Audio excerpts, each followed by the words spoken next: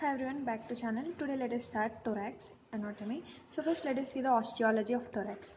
So first the joints of the thoracic cage are mostly the plain synovial joint. So it expands during inspiration. So first examples of this plain synovial joint are sternocostal joint. So you can see this is the sternum. With the sternum, costal means ribs. So this joint is the sternocostal joint. And next we have the interchondral joint. Interchondral joint is between the cartilages. And next we have the costovertebral joint. Costovertebral joint is on posterior side. So this is a rib with the vertebra. Then there is costovertebral. And next one more is the costotransverse. That is, in the rib we have the transverse process. So if the rib attached to the transverse process, then it is known as costotransverse joint. And next we have the other joints. So most of them are plain synovial joint, but some of the other joints exceptions are like we have the sternoclavicular joint. It is a saddle joint. So sternoclavicular. This is a saddle joint. It's also a type of synovial joint. And next we have the first sternocostal joint. So it is a synarthrosis or the fibrous joint which is immobile. So here you can see the first sternocostal joint. And next we have the manubriosternal joint and also schiphisternal joint. So this is the manubrium and this is the body. So this is manubriosternal joint and also has a schiphisternal joint. So these are midline joints, right? So these midline joints are symphysis, that is the secondary cartilaginous joints. And next we have the costochondral joint, that is synchondrosis, that is the primary cartilaginous joint. So costochondral with the chondro means cartilage and the costochondral joint. And next coming to the sternal angle. Sternal angle is also known as angle of Lewis. So sternal angle is mainly between the manubrium and the body of the sternum. So this is the manubrium, this is the body. So this is the sternal angle. So you can see it is present mainly at the level of T4 to T5 vertebra, and this is present at the level of second costal cartilage. So from this we can easily count the ribs, and the function is mainly it functions between the superior and the inferior mediastinum. You can see this is the sternal. So imaginary line is drawn. This is the superior mediastinum and below this is the inferior mediastinum. So we are going to learn that next in next videos too. And C5 to T1 it is supplying actually to the brachial plexus to the upper limb, but the dermatome above is the C4 and below is T4. And beginning and termination of the arch of aorta is also taking place at the level of the sternal angle, and the superior vena cava is piercing the fibrous pericardium at the sternal angle too. So these are some of the important points. And also arch of azygos terminates into the superior vena cava 2 centimeters below the sternal angle. So this is important point, that the arch of the azygos terminates here into the superior vena cava 2 centimeters below, but not at the sternal angle. So at the sternal angle only these upper points are related, but 2 centimeters below it the arch of azygos is terminating into superior vena cava. And next the thoracic duct deviates from the right side to the left side at the level of T5 at this level. So as I said, it is the sternal angle is present at the level of T4 to T5. So at this level only the thoracic duct also deviates from the right side to the left side. So you can see this right side from the right side to left side. So it moves like this. And next we have the tracheal bifurcation. So tracheal bifurcation is at the level of T4. Actually this is the suprasternal or jugular nerve. So trachea can be actually seen here, but the tracheal bifurcation takes place at the T4 level, that is nearly here. So tracheal bifurcation T4 in living. In living actually takes place at T6, in cadaver at T4, but the most common answer is T4 greater than next T6 and T5. According to options we need to choose it. And next coming to the classification of ribs. So there are true ribs, false ribs and floating ribs. What are true ribs? They are directly attached to the sternum by means of the costal cartilage. So you can see first to 7 ribs. These first to 7 ribs are directly attached to the sternum by means of this costal cartilage. But next you can see the false rib that is attached to the sternum by joining with the previous costal cartilage indirectly. So you can see these are false rib, that is 8, 9 and 10. So 8, 9 and 10, you can see they are not directly attached to the sternum. They are attaching to this costal cartilage previous one and next attaching to the sternum. So it is indirect attachment. So these are false rib, not truly attached. And next floating ribs, they are not at all attached to the sternum. That is 11 and 12. So you can see these are the 11 and 12 ribs. So these are free ribs, they are not attached anywhere. So they are called as floating ribs. And the ribs are divided into again atypical and also typical types. So first let us say typical. Typical means they have common identifying features, that is 3 to 9 ribs. So you can see from 3 to 9 ribs. These are typical ribs. They are having some common features, right? You can see. And next, the atypical ribs are 1, 2, 10, 11, 12. So, first one, second one, and 10, 11, 12. So, these are atypical ribs. Atypical ribs means what? No common identifying features, that is, they're having some special. Not common means something special is there in the atypical ribs. Now, let's see the parts of the rib. So, here you can see this is a rib. So, the parts of the rib is, first one is the head. Head is nothing but the face, it articulates with the body of the vertebra. Then it is called as costovertebral joint. So this is the vertebra, so this is its body. So when the head of this gets articulated with this vertebral body, then it is known as costovertebral joint. And next we have the neck. So you can see neck here. So when the neck is articulating with it has a tubercle face, it articulates with the transverse process. So you can see a transverse process here, side one. This is a spine, this is a transverse process. So when it articulates, the neck articulating with the transverse process is nothing but called costotransverse joint. And next we have the body. The body you can see in the, so this whole is a body of a rib. And next another part is the costal groove. Actually costal groove is present here. You can see this is the costal groove. The costal groove is where the neurovascular structures are present. Above downwards arrangement is van. So you can remember the mnemonic van. Van means that the intercostal vein is first present and next intercostal artery and next the intercostal nerve. So VAN, vein, artery and nerve in the costal groove. So remember one important point, that the first rib doesn't have the costal groove. So the costal groove is absent in the first rib. And also we have the angle. Actually angle is the weakest point. So any fracture takes place in the ribs, then the which rib is mainly fractured, that is the angle. It is the most common site of fracture in the ribs. And next let us see the parts of the atypical ribs. Atypical ribs, if you remember, that is no common identifying features, that is they are having a special features. So atypical rib special features, let us see. So for example, you can take this rib here. Now let's start with the parts of the atypical rib. So actually it has a scalene and tubercle in the inner border. It is attached mainly to the Seaborne's fascia. So the scalene and tubercle is present for the scalenus anterior muscle insertion. So you can imagine, actually I don't have that picture now, I'm just showing it. So the inner border, in inner border you have one tubercle like somewhere like here. So scalene and tubercle is present here and scalenus anterior muscle is attached there. And next we have the below scalenus tubercle, we have a groove for the subclavian vein, and above the scalene tubercle we have the groove for the subclavian artery. So for example, you think here is the scalenus anterior muscle, right? So below we have a subclavian vein and above we have a subclavian artery. And below this, as I said, subclavian vein, here next to it we also have the subclavius muscle too. So this is important in the anterior side. So you can see next to it we have the subclavius muscle in the anterior side. This is the important point. And next the muscle attached to the first ribs are important muscles are scalenus medius, scalenus anterior are attached, and also subclavius in the anterior side. So these three muscles are attached to the inner border. And next the serratus anterior, giving origin to the serratus anterior, is present in the outer border of a rib. So this is important. And the scalene posterior is attached to the second rib but not to the first rib. So the first rib attachments are these muscles, and the second rib only have the scalene posterior. So next, let us see the alignment of the neurovascular structures. So how these neurovascular structures are present? It is present mainly between the neck of the first rib and also the apex of the first lung. So for example, here you can imagine it, neck of the first rib. As we are learned here, what is the neck? This part. So you can imagine like neck, from the neck of the first rib to the apex of the lung. So apex of the limb will be somewhere here.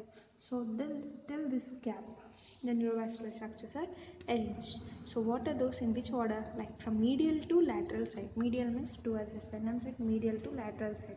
So first medial we have, so we can remember it by a mnemonic SWAN.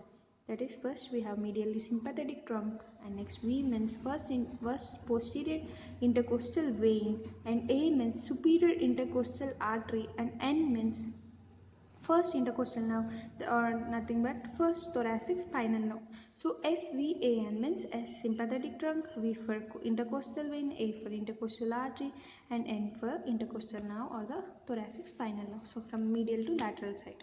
And next we have the thoracic vertebra. So what is thoracic vertebra? About that let us learn now. So thoracic vertebra actually has a body. So you can see this is a body, and this body has two demifettes, that is the posterior inferior demifet and a superior. So this is the superior demifet and the inferior demifacet. So the superior demifacet articulates with numerically the same rib head. So it articulates with the same rib. For example, it is of T3, then it attaches with the same T3 rib only, but not next one or above one like that. So the same. Then it is forming a costovertebral joint. And next we have an inferior demifacet. You can see this is the inferior demifacet. Inferior demifacet articulates with the succeeding lower lip. It doesn't articulate with the same rib, but to the lower lip. So example is, for example, if it is T6, then it articulates with the T7 rib, not the same rib, but the superior one with the same rib, but the inferior one with the next succeeding rib. So this is an important point. And next let us see the transverse process. So you can see this is a transverse process, as I said already. So the transverse process is having a tubercle and numerically the same rib. Even the transverse process attaches numerically same rib like a superior demifacet. And this this transverse process forms a costotransverse joint. And next the spine of the vertebra, you can see this is the spine. So the spine of the vertebra inclines downward and corresponds with the body of the lower vertebra. So for example, T3 spine is at the root of the spine of scapula and corresponds with the T4 vertebral body, but not T3 body. So that is important. And inferior angle of the scapula is present actually at the T7 spine, and that is nothing but to the T8 body of the vertebra. Of course, I said T7 spine means next to that means T8 body of the vertebra, and next the superior angle of the scapula is at the T2 vertebra. And next we have the dermatomes of the thorax and the abdomen. Let us see. So the thoracic dermatome actually starts from the T2 and ends at the T6. And at the T6, so schiphisternal joint. So you can see this is schiphisternal joint. At the T6, it is a schiphisternal joint. And next we have abdominal dermatome is from T7 to the L1, and T7 to the T12 actually supply the anterior abdominal wall. So now let us see some of the important points from the bits. That is a posterior to the sternum. We see the right ventricle is present in the posterior part of the sternum. For example, this is sternum, right? So in the posterior side we have the right ventricle. And next, the convex anterior superior surface of the right ventricle is nothing but the sternocostal aspect of the heart. Next, separated from the thoracic wall by pericardium only.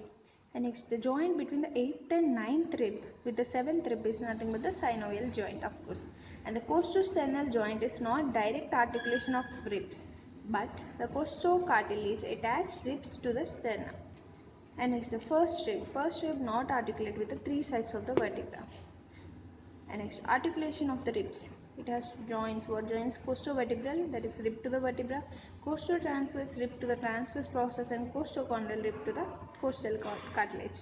And next, ribs 2 to 9 have 3 articulations, rib 1 and 10 only have 2 articulations, rib 11 and 12 have only 1 articulation.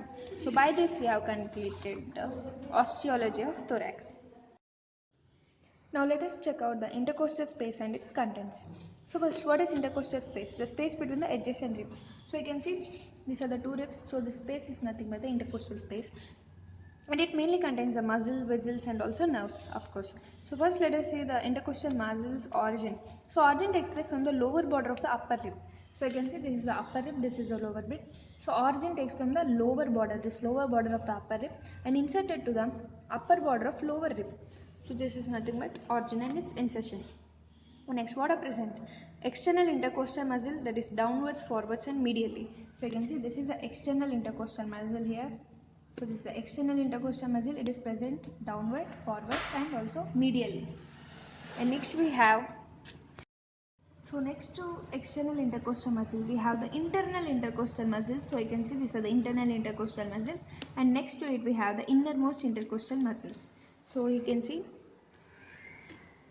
here the external intercostal muscle, the internal intercostal muscle and the innermost intercostal muscles. So external intercostal muscle is downwards, forwards and present medially. And the internal intercostal muscle is downwards, backwards and laterally. And also the innermost intercostal muscles have same, that is downwards, backwards and laterally. So now let us see the neurovascular plane. So the neurovascular plane is present between the internal intercostal muscle and the innermost intercostal muscle. So you can see this is the innermost intercostal muscle and this is the internal intercostal muscles. So between these both only we have the neurovascular structure. So already you can see the neurovascular structures, but it is not present in the external intercostal muscles. External intercostal muscle is just like outer covering.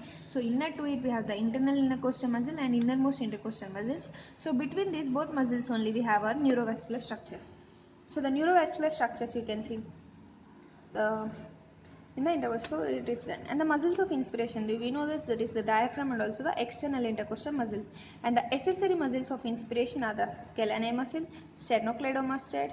So we'll try to find out them here. So the muscles of the accessory muscles of inspiration, we can remember it by a mnemonic like September 3rd or S cube EP. So that is nothing but the scalene muscle, sternocleidomastoid, serratus anterior and posterior, erector spinae and pectoralis muscle. So first let us check out them. So here you can see the scalene muscle here. Here you can see this is you can see the anterior scalene muscle here. So this is the anterior scalene muscle, and we also have the sternocleidomastoid coming from our neck towards neck side. We can also see sternocleidomastoid. Actually, I didn't find that muscle here. And also we have our erector spinae muscle over here. You can see the erector spinae, and we also have our erector spinae and what are the muscles? Serratus anterior muscle. So pectoralis major and minor, we already know that. So now let us go further. And next, let us see the expiratory muscles. So expiration is nothing but elastic recoiling of the lung, that is a passive process. And the muscles helping in the respiration are internal intercostal muscle and also the innermost intercostal muscles. If you remember, between these both muscles only we have our neurovascular structures. So also the external oblique, internal oblique and also transverse oblique muscles of the abdominal are also helpful, and also the anterior abdominal wall. And also we have the transverse thoracic is also known as the sternocostalis muscle, which is present towards the front side, and we have the subcostalis muscle which is present towards the back side. So these are helpful in the expiration, and those are the September 30 is involved in the inspiration. And next let us see the intercostal arteries. So intercostal arteries are divided into anterior intercostal artery and posterior intercostal artery. The anterior intercostal artery is absent in the 10th and 11th spaces, but these anterior intercostal arteries are 2 in number in each intercostal space. So absent in 10th, 10th and 11th space. That is anterior intercostal artery is absent in 10th and 11th space. But the 10th and 11th space have only the posterior intercostal artery. So I can see. Let us see the 10th and 11th space over here. So 10th, yeah. So 10th and 11th space, here only we have the posterior intercostal artery, but we don't have a anterior intercostal artery. That is the important point. And next, the first and sixth rib, that is the anterior intercostal artery, originates from the internal thoracic artery. And the seventh, eighth, and ninth rib is supplied by the musculophrenic nerve. So musculophrenic artery, sorry. So let us see the sixth intercostal space. The sixth intercostal space is nothing but derived from internal thoracic artery from the first part of the subclavian artery. So at the sixth intercostal space, the internal thoracic artery is divided into two arteries further. That is the superior epigastric artery and the musculophrenic artery. So this musculophrenic artery supplies the anterior intercostal artery, supplies the 7th, 8th and 9th space. That is, of course, the musculophrenic artery is again the anterior intercostal artery. So this is about the anterior intercostal artery. It doesn't supply only 10th and 11th space, but the 1 to 6 and also the 7, 8, 9 are supplied by the anterior intercostal artery, and it is from the first part of the subclavian artery. So this is with the anterior intercostal artery. And next we have the phrenic nerve. Actually phrenic nerve crosses the internal thoracic artery from lateral to medial side. So you can see this is lateral side to medial side. So the phrenic nerve passes above the, you can see phrenic nerve crosses the internal artery from lateral to towards the medial side. So that is what they're saying. And next, the internal thoracic artery descends down behind the costal cartilage. And next, it also has some perforating branches of internal thoracic artery. That is nothing but perforating means making holes or piercing the structure. So it pierces the intercostal muscles and supplies the intercostal muscle and also skin. And next in females, the second, third and fourth perforating artery are nothing but supplying the mammary gland. So they are also known as internal mammary artery. So the internal thoracic artery is also known as internal mammary artery. And next, the branches of internal thoracic artery are again this pericardiophrenik vessels and also phrenic nerve. These are nothing but present to the anterior to the hilum of the lung. They supply the pericardium and also diaphragm. So in the name itself you can say pericardiophrenik. Pericardium and phrenic means diaphragm. So pericardiophrenik supplying both pericardium and diaphragm are the pericardiophrenik vessels. And next we have the posterior intercostal artery. So anterior intercostal artery, if you remember, there are two in each intercostal space, but the posterior intercostal artery is only one in each intercostal space, and their origin is from the second part of subclavian artery. If you remember, the second part of subclavian artery is nothing but the branch of costocervical trunk. So the costocervical trunk's superior intercostal artery gives rise to the posterior intercostal artery, which supplies the first and second space of the intercostal space. So first and second intercostal space are supplied by the posterior intercostal artery, which is taking origin from the second part of subclavian artery, but the anterior intercostal artery is taking origin from the first part of subclavian artery. And next, let's see the third to 11th space. So the third to 11th space is supplied by the posterior intercostal artery, and origin is by descending thoracic aorta. So descending thoracic aorta supplies the third and 11th space in the posterior intercostal artery, and the first and second space are supplied by the second part of the subclavian artery in the posterior intercostal artery. Now let us see the intercostal vein. So intercostal vein, here also we are having the anterior intercostal vein and the posterior intercostal vein, and the posterior intercostal veins are further divided into right posterior intercostal vein and left posterior intercostal vein. So the anterior intercostal vein also follows the arteries, means same like them, so no need to remember, that is nothing but it drains into first and sixth internal thoracic vein and 7 to 8, 9, 10 by musculophrenic vein. So that is same like a anterior intercostal artery. Now let us see the right posterior intercostal vein. So the right posterior intercostal vein, first part it drains into the right brachiocephalic vein, and the second, third, fourth spaces are from the right superior intercostal vein, and they are draining into the arch of azygous vein. This is important. And the 5, 6, 7, 8, 9, 10, 11 are draining into the azygous vein, that in turn drain into the superior vena cava. And the first one drains into the right brachiocephalic vein, we already discussed. So first one into the right brachiocephalic vein, 2, 3, 4 into the right superior intercostal vein, which are in turn draining into the arch of azygous vein, and 5, 6, 7, 8, 9, 10 into the azygous vein, which are draining into the superior vena cava. So this is about the right posterior intercostal vein. Now let us see about the left posterior intercostal vein. So left posterior intercostal vein, again the first part same like the right one, but the right side here left side, because left posterior. So first one into the left brachiocephalic vein, and the 2, 3, 4 are into the left superior intercostal vein, and they are draining in turn into the left brachiocephalic vein, there into the arch of azygos, but this left one into the left brachiocephalic vein. And the 5, 6, 7, 8 accessory hemizygous veins are draining at the level of T7 into the azygous vein, and the 9, 10, 11 hemiazygous vein drain into the azygous vein only, but at the level of T8 vertebra. And next let us see the intercostal nerve. So we have completed intercostal artery, intercostal vein, and next we are going to see the intercostal nerve. So the intercostal nerve is nothing but it is a ventral ramus of the thoracic spinal nerve. It is supplying only thorax, so they are known as the typical intercostal nerve. That is from the T3 to T6. So they confine only to the thoracic wall. And actually the C8 plus T1, we know this lower trunk supplies lower trunk of the brachial plexus, and the T2 is supplying the intercostal brachial nerve, that is which is supplying the arm. T2 is the intercostal brachial nerve supplying the arm, and T7 to T12 are nothing but anterior abdominal wall. So here we can also see some of the improvement, that right superior intercostal vein, yeah, drain into arch of azygos, yeah, we know it, and left superior intercostal vein into left brachiocephalic vein. Yeah, this is the important point we need to remember. And next, applied anatomy is nothing but the pleural tapping. Pleural tapping is the upper border of the lower rib in the mid axillary line. We do it. It takes place in the 7th, 8th.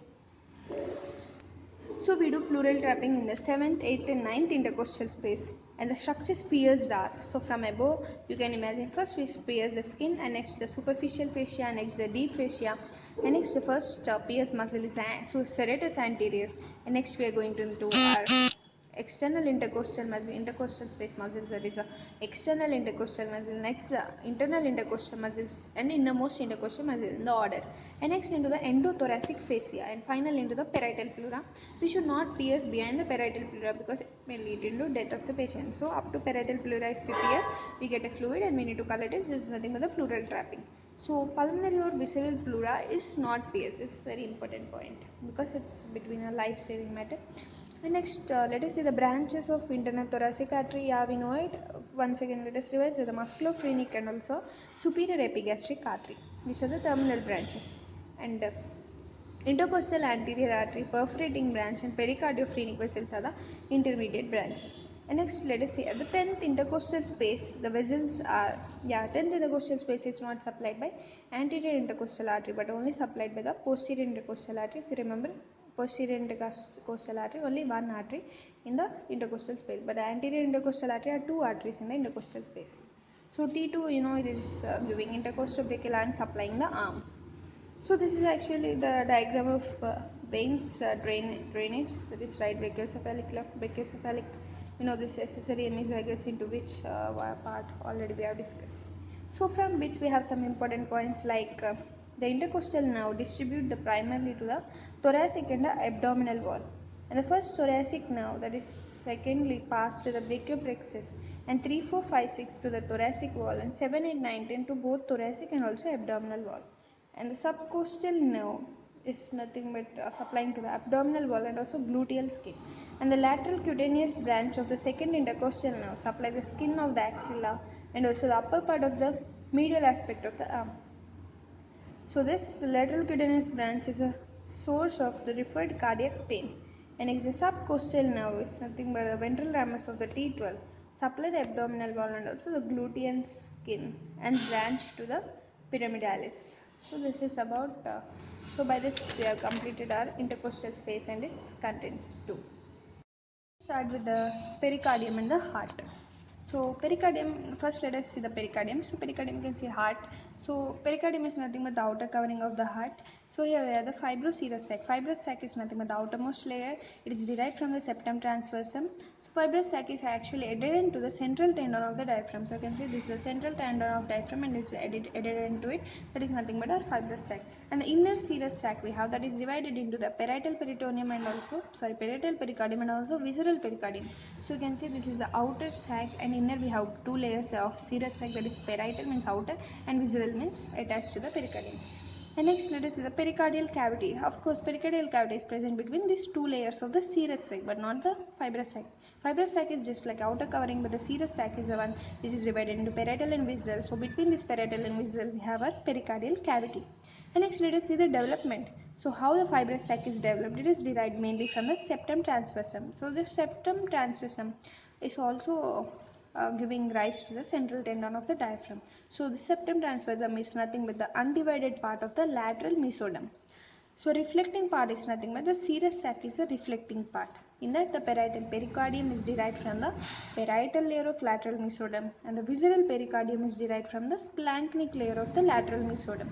And the nerve supply. So the fibrous and parietal layer, that is fibrous and parietal layer of the serous sac, are supplied by a phrenic nerve, and the visceral layer of the serous pericardium is by autonomic nervous system. So we can say that the heart is present outside the serous sac and inside the fibrous sac, that is nothing but extra serous and intrafibrous. So now let us see the spaces in the pericardium. So we have the transverse sinus. Transverse sinus is nothing but, I think here I should find them now. So here we can find out this is the transverse sinus. You can see the transverse pericardial sinus. So now let us learn the boundaries of the transverse pericardial sinus. So anteriorly, if you observe, we have the pulmonary trunk and also we have our ascending aorta, right? So anteriorly we have those, and posteriorly we have our superior vena cava, right? Posteriorly we have a superior vena cava, and below we have our left atrium, and importance is mainly to the ligation of the large vessels during cardiac surgeries is done mainly via the transverse sinus. And next let us see the oblique sinus. If we remove the art and you can imagine that oblique sinus is nothing but it's present vertically. So the oblique sinus have anteriorly the left atrium, And posteriorly we have the parietal pericardium, and also either sides we have the two pairs of pulmonary veins, or nothing but four pulmonary veins. So that is about the oblique sinus. And now let us see the external surface of the heart. So for the external surface of the heart, you can see we have just a simple diagram. By this we can learn it. So external surface of the base means on the back side, between the four pulmonary veins, that is the base area. I need to find it. So yeah, this is oblique sinus actually. So oblique sinus, either sides we have four pulmonary veins, and anteriorly we have our left atrium, and posteriorly we have our parietal pericardium. So this is the oblique sinus. And base, you can see this is the base of the heart. So in the base of the heart we have mainly our posterior surface is a base, and right atrium is occupying about 1/3 of the space, and the left atrium is occupying about 2/3 of the space. So the base is mainly by the left atrium, majority is by the left atrium. And the diaphragmatic surface, so you can see this is the diaphragmatic surface, which is towards our diaphragm. So you can see this is the diaphragmatic part of a pericardium. So the diaphragmatic surface is mainly by the left ventricle, and also the right ventricle taking only 1/3 part. So the major part of the diaphragmatic surface is made by left ventricle, 2/3 part.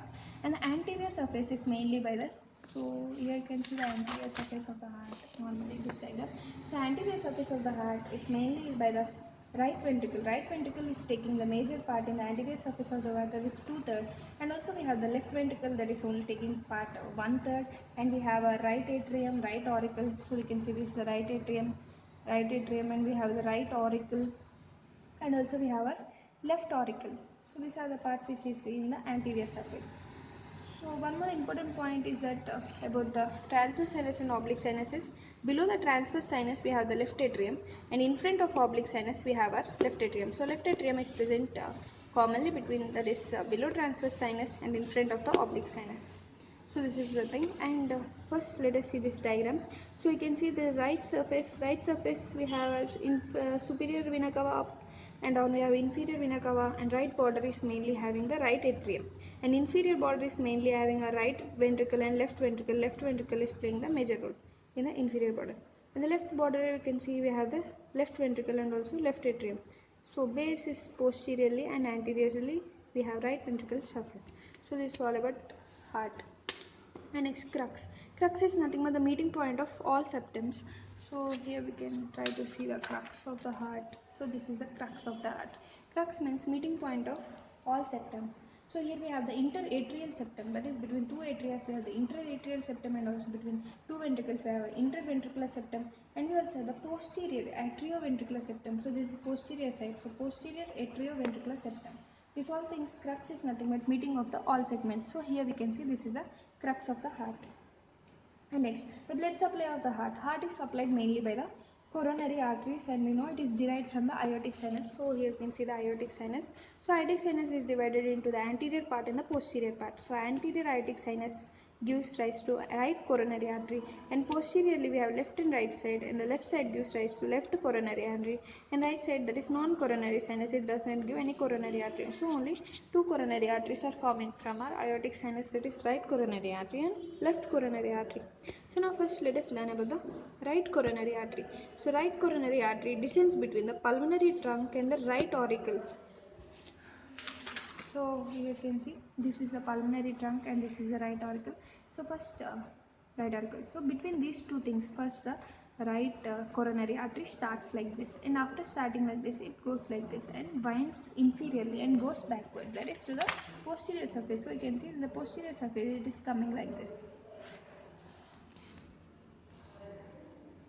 So here we can find out this is the right coronary artery, as it is passing between the pulmonary trunk and the right auricle, and next between the right atrium and right ventricle it winds around inferiorly and comes here, and you can see this is the right coronary artery. So it descends in the posterior atrioventricular groove. So you can see between atrioventricular groove, atrium and ventricle like this, atrioventricular groove, and next reaches the crux of the heart. So you have reached the crux, and next anastomose with the circumflex artery. Actually, the circumflex artery is a branch of left coronary artery, so it anastomosis with the circumflex artery. So this is our right coronary artery. So now let us check out the branches of the right coronary artery. The first branch is the right conus. So right conus is nothing but supplying the infundibulum of the right ventricle. So infundibulum is nothing but the outgoing part. Outgoing part is called as infundibulum. So it supplies the infundibulum of the right ventricle, and sometimes may also arise from the aortic sinus. So actually aortic sinus have only two arteries, that is right coronary artery and left coronary artery, but sometimes even this right conus may form as artery, then we call it as third coronary artery, because only two coronary arteries we have, right and left, but sometimes this also arises, then we call as third coronary artery. And its anastomosis with the left conus artery to form the annulus of Weissen's. So this is the important point about branches of coronary artery. First one is the right conus. And now let's see the second branch, that is the SA nodal artery. So it is also a branch of right coronary artery in 65%, but sometimes it may also arrange from the left coronary artery, that is the branch of circumflex arteries, 35%.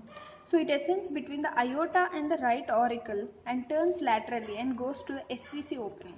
So you can see here we have our SA nodal branch here. So this is the SVC opening, SA nodal branch of right coronary artery. So and turns laterally go to SVC opening and mainly supplying our SA node. So the name SA nodal artery supplies the SA node.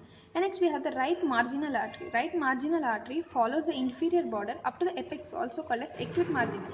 So right marginal, as the name says marginal, it actually supplies up to the apex of the heart. So you can see this is the right marginal or acute marginal artery of right coronary artery. So you can see this is this. So it can supply up to the apex of the heart. And next we have the posterior interventricular artery, so PIVA in short form. So it anastomoses with the AIVA, that is anterior interventricular artery, and wind around the inferior border. So actually this posterior interventricular artery supplies the diaphragmatic surface of right ventricle and also left ventricle. So this posterior interventricular artery also accompanies the middle cardiac vein and may also arise from the circumflex artery.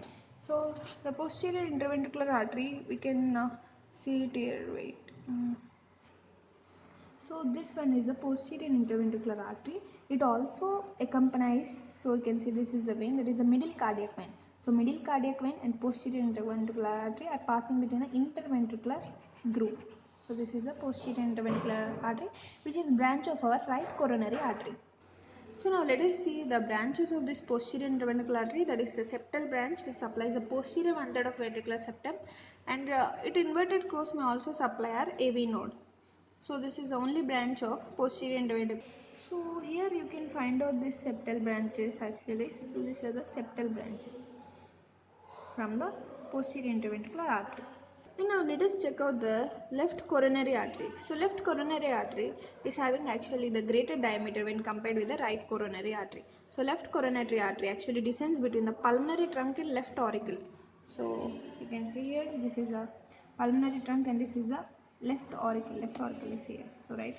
So between these two, our left coronary artery starts like this.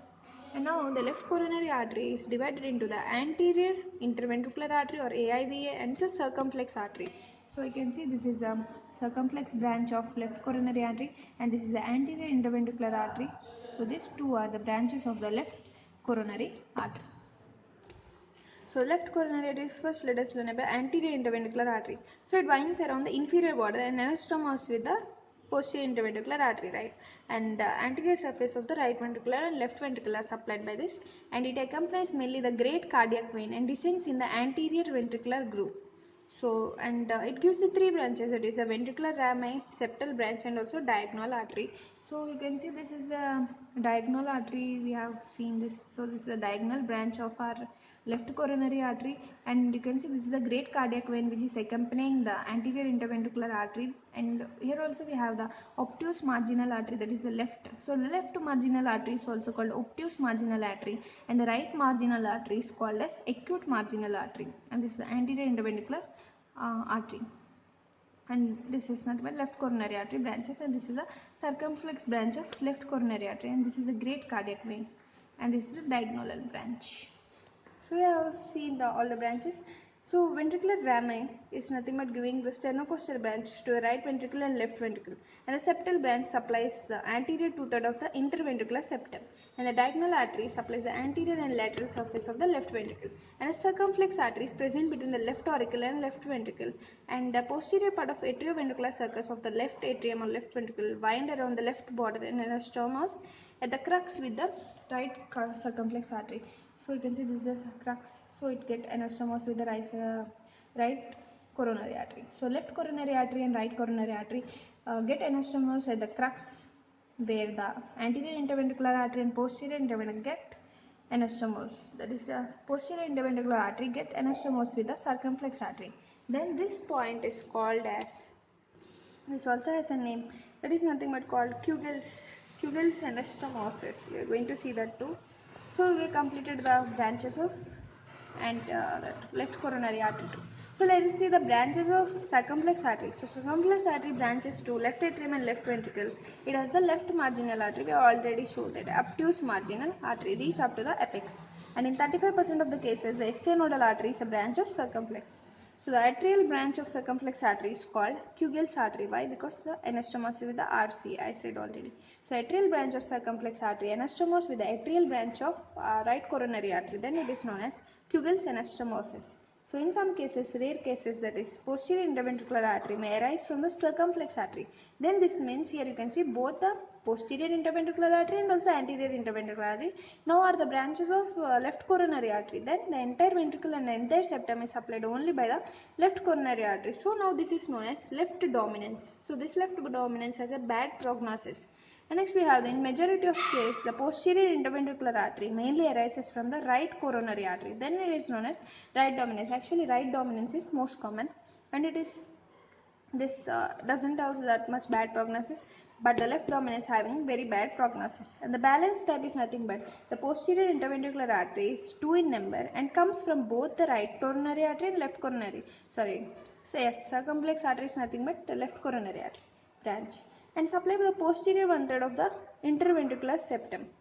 So this is all about this. And next let us see the blood supply of the conducting system. So conducting system is nothing but made by our SA node, AV node and bundle of His. All these are muscle fibers which is maintaining the conducting system of the heart. So SA node is mainly at the junction of the SVC opening at the right atrium, and the SA node is nothing but the upper end of the crista terminalis, and nothing but it is turning between the posterior smooth and the anterior rough part.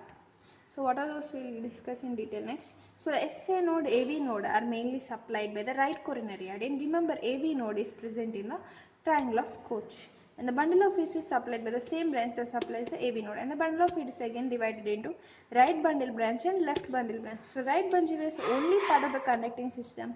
It is not supplied by the right coronary artery, but the left bundle branch is supplied by the septal branch of posterior interventricular artery. So this is a very important point that the right bundle branch is only part of conducting system which is not supplied by right coronary artery, because right coronary artery almost supplies the SA node, AV node and also bundle of His. But remember that the bundle of His is also supplied by the left coronary artery. So by this we completed some important points. Let's continue our talk on pericardium. So next we have the location of the SA node. Can we describe that? A junction of SVC opening into the right atrium, or the junction of this posterior smooth wall and anterior rough wall of the right atrium. So you can actually imagine that the SA node may be exactly or not exactly, approximately over here SA node, and upper end of the crista terminalis. So location of AV node is present in the triangle of Koch. We also have the triangle of Koch somewhere over here. We will also see that. So the right bundle branch is present in the moderator band or the septomarginal trabeculae. So we have, if you open the right atrium and we see here, then we can see the we can see that septomarginal trabeculae, where we will see the moderator band. In the moderator band we have the right bundle branch. Remember, moderator band is present only in the right atrium or right ventricle side, but not on the left side. And the majority of blood from the heart is drained to the coronary sinus. So coronary sinus is present over here. If we cut out the right atrium and see, we have some coronary sinus. I try to show that in this picture. Yeah, I can see this is a coronary sinus. So opening of coronary sinus. This is the coronary sinus and this is the fossa ovalis. And triangle of Koch is also formed over here like this, which is a site where the AV node is present and SA node is present somewhere here. So SA node, AV node, and here we have bundle of SA and right bundle branch and left bundle branch. So next point where we are, yeah. So majority of blood is drained into coronary sinus and it is derived from the left horn of sinus venosus. So it drains into the posterior wall of right atrium. Opening is guarded by a valve called as Tebesien's valve. So this coronary sinus is having one valve, that is nothing but Tebesien's valve. And next let us see the majority. Uh, so the course of coronary sinus. So it begins at the left atrioventricular groove and wind around the left border and passes in posterior atrioventricular sulcus and receives a great cardiac vein and goes posteriorly and opens into the right atrium, especially in the posterior smooth wall of the right atrium. And the Tebesian valve is at the guarding, we know that, of coronary sinus. And its tributaries of coronary sinus is nothing but the great cardiac vein which accompanies the anterior interventricular artery and also the circumflex artery. And the middle cardiac vein, it accompanies the posterior interventricular artery, and the small cardiac vein accompanies the right coronary artery. And also we have the posterior vein of left ventricle and oblique vein of left atrium. And right marginal artery is nothing but the continuation of the small cardiac vein and it drains into the coronary sinus. And next let us see the anterior cardiac vein. So anterior cardiac vein is actually not a tributary of coronary sinus. So all these are tributaries of coronary sinus, but remember the anterior cardiac vein is not at all the tributary of coronary sinus and it opens directly to the anterior wall of the right atrium. Of course, we know this diameter of left cardiac artery is greater than, left coronary artery is greater than right coronary artery. Now let us see the right atrium. So right atrium is having anterior and posterior. So if we cut out the right atrium, so you can see this is the anterior part and this is the posterior part. Posterior is smooth. You can see this is a smooth part. The anterior is a rough because of pectinate muscles are present in it. So this you can see. Anterior rough, numerous muscle fibers converge to the atrioventricular orifice and derived from the primitive atrium. This is important. Posterior smooth is derived from the sinus venosus. So sinus venosus is nothing but where we have the IVC, SVC and also coronary sinus opening. And next the ridge. Ridge is present as crista terminalis between the anterior and rough and posterior smooth part. So you can see this is not here. Yeah, here. We can see some ridge-like structure. Then that is known as crista terminalis. I think we can see that ridge over here. Yeah, this is the ridge, right? So this ridge is nothing but called as crista terminalis, right? So this is the crista terminalis present between the anterior rough part and posterior smooth part. And next let us see the pectinate muscle is nothing but present in the anterior rough part. So these parallel fibers are nothing but the pectinate muscle converge towards the AV orifice. And we have the eustachian wall guarding the inferior vena cava opening. So inferior vena cava opening is by eustachian wall guards the opening, and the Tebesian wall guards the opening of the coronary sinus. And next let us see the triangle of Koch. So now let us start with triangle of Koch. It has boundaries mainly the base of the septal leaf. So this is the, you can see the base of the septal leaf, and we have tendon of Todaro. Actually this is called tendon of Todaro, and we also have the coronary sinus opening. So this is the coronary sinus opening. So this forms a triangle called as Koch, triangle of Koch, which lodges the AV node. So now we can see contains AV node and blood supplies mainly the posterior interventricular artery. That is important point. And the fossa ovalis is derived from the septum primum. So you can see this is the fossa ovalis derived from the septum primum, and we have the limba fossa ovalis. It is derived from the septum secundum. So you can see this is this edge is a limba fossa ovalis arranged from the secundum, septum secundum. And next right ventricle. Right ventricle is divided in two parts, that is inflow part. So right ventricle we can understand here. Right ventricle. So this is the inflow part and there is the outflow part. So the inflow part receives the blood from the right atrium, right, and the outflow smooth part also called as conus infundibulum. So this is called infundibulum. Outflow part is called as infundibulum, carries blood to the pulmonary tract. So between these both, that is the inflow and outflow part, we have the supraventricular crest. So you can see this is the supraventricular crest between the outflow part and the inflow part. And next coming to the rough inflow part, I have the trabecular cornea, right? You can trabecular cornea. So let us see here. So we have the trabecular cornea in the inflow part, And we have ridges. So trabecular carne is divided into ridges, bridges and pillars. So what are these ridges? Ridges is nothing but linear elevation. That is a supraventricular crest present between the inflow and outflow fibers. So already see the supraventricular crest. So there is a ridge.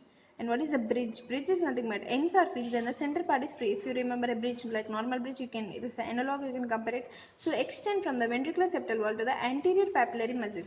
And next the pillars. Pillars are the base is fixed and the apex is free papillary muscles. So examples of bridges are septomarginal trabeculae. If you remember the septomarginal trabeculae, those are the ventricular septum, anterior papillary muscle, also known as a moderator band, which prevents the over distension of the right ventricle. So it contains the right bundle branch. So if you remember, the right bundle branch is present in our moderator band. So we'll try to search the moderator band over here. So they are saying that the anterior papillary muscle is nothing but forming the moderator band, and the moderator band is also having a right bundle branch. So that's it. And next we'll see pillars. Pillars examples. So pillar example is a papillary muscle. So the papillary muscle apex is attached to the chorda tendineae, prevents the turning of the leaflets. So chorda tendineae, you can see here, this is the chorda tendineae which prevent the reverse of the leaflets. And we have in the right ventricle the anterior papillary muscle, posterior papillary muscle and also septal papillary muscle. So let us check out that. So you can see this is the anterior. This is the anterior papillary muscle and this is a posterior papillary muscle, septomarginal trabecular. So that is this is a septal papillary muscle and this is you can see this is a posterior papillary muscle. Sorry, anterior papillary muscles. This is the anterior papillary muscle and this is a posterior papillary muscle and this is a septal papillary muscle. Supraventricular crest is over here and this is the diagram. You can check out all these points. So pericardial reflection is mainly by the serous sac. So all those things you can see: transverse pericardial sinus, suria vena cava, right atrium, membranous part of interventricular septum, right atrioventricular valve, that is nothing but a tricuspid valve, chorda tendineae, inferior papillary muscles, all these things. So we know all these things already. We also discussed this. So one more important point we need to know is about difference between our right ventricle and the left ventricle. So right ventricle have three papillary muscles as we seen already: anterior, posterior, septal. But the septal is missing in our left ventricle, and the right ventricle have the moderated brain in the left ventricle is doesn't having that. And the thickness is because 3:1 in the ratio, and this is thin, this is thick. Of course, you know left ventricle is thick. So now supply of the heart is mainly by the cardiac plexus. So we have the superficial plexus and the deep plexus. So superficial plexus is present in front of the arch of aorta, but it is given the ganglion of Reisbach. This is important. The ganglion of Reisbach is present below the arch of aorta and it connects to the deep plexus. Deep plexus is situated in front of tracheal bifurcation. So deep plexus is present at the level of T4 or T1. So T4 where the deep plexus is present. And structures contributing to the cardiac plexus are sympathetic, parasympathetic by vagus, sympathetic by the structures. So superior cervical ganglion, middle cervical ganglion, inferior cervical ganglion, and the fibers from T1 to T5. And the vagus nerve, superior cervical cardiac branch V1, inferior cervical cardiac branch is V2, and recurrent laryngeal nerve is V3. So you can see right side and left side. Right side and left are almost same, only the difference is the left side's V2. V2 is nothing but inferior cervical cardiac branch, and the sympathetic SCG, that is nothing but superior cervical ganglion, together form the superficial plexus. So the left superior cervical ganglion and the left inferior cervical cardiac branch of vagus together form the superficial plexus. So deep plexus is formed by all other structures. So finally we have come to the end of this pericardium section, that is surface anatomy of our valves. So let us see about the pulmonary valve. So pulmonary valve is situated exactly behind the left third costal cartilage, and the aortic valve is situated behind the left half of the sternum, that is the third intercostal space, and the mitral valve is situated in the left half of the sternum opposite to the fourth costal cartilage, and the tricuspid valve is situated behind the right half of the sternum, that is in the fourth intercostal space. Now let us see the septal valves, that is the fossa ovalis. It's at the septum primum remnant, and limba fossa ovalis is present over the upper and the posterior margin of fossa ovalis and derived from the septum secundum. So we are done with the pericardium. Next we are going to see about pleura and lungs.